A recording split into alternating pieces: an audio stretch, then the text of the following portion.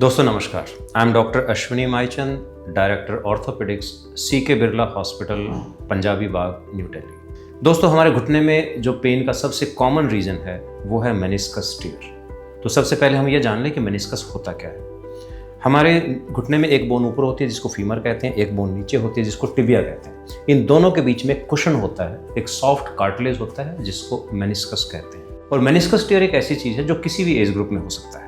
तो let's divide it into 2 parts, 45 से पहले और 45 के बाद।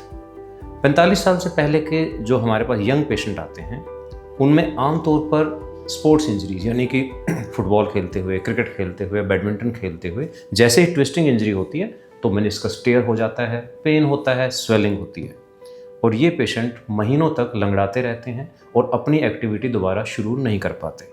तो इसका ट्रीटमेंट बहुत ही सिंपल है। इसमें हम आर्थ्रोस्कोपिकली यानी कि दूरबीन से अंदर का सारा चीज़ देखते हैं, टियर को आइडेंटिफाई करते हैं और बायोडिग्रेडेबल सूचर से उसको रिपेयर कर देते हैं।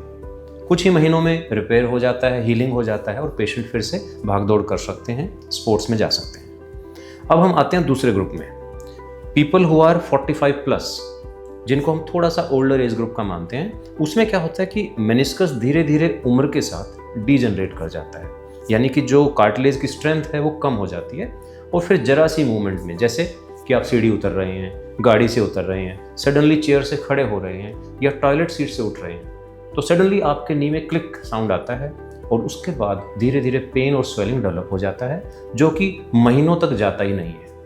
आप फिजियोथेरेपी करते रहते हैं, नी कैप लगा के चलते हैं, लेकिन वो पेन नहीं जाता है। जब MRI करते हैं तो हमें पता चलता है कि डीजनरेटिव मेनिस्कल टियर हो गया है। अब क्या करें? नाउ द प्रॉब्लम इज कि 45-50 के बाद हमारी हीलिंग पावर कम हो जाती है, हमारे मेनिस्कस का जो टिश्यू है वो फ्राइबल हो जाता है। तो ये सबसे कंफ्यूजिंग पार्ट है कि हम रिपेयर नहीं कर सकते हैं लेकिन पेशेंट इज सफरिंग, और अगर इस मेनिस्कस टियर को हम नेग्लेक्ट करेंगे तो पेशेंट को आर्थराइटिस डेवलप हो जाएगी और कुछ ही सालों में आपको नी रिप्लेसमेंट की जरूरत पड़ सकती है। So the best solution is कि एल्डरली पेशेंट या old patient who are around 50 और बियॉन्ड, उनमें हमें मेनिस्कस को रिप्लेस कर देना चाहिए विद मेनिस्कस बेयरिंग इम्प्लांट, और जिसको हम सिंपल लैंग्वेज में कहते हैं मेनिस्कस रिप्लेसमेंट प्रोसीजर। तो दोस्तों MRP इसका शॉर्ट फॉर्म है। This is the ideal solution for people who are 50 और बियॉन्ड विद मेनिस्कस टियर। तो दोस्तों सही एज ग्रुप के साथ सही ट्रीटमेंट अगर किया जाएगा तो रिजल्ट एक्सीलेंट रहेंगे, आप पेन फ्री और नॉर्मल लाइफ जी सकते हैं। Thank you.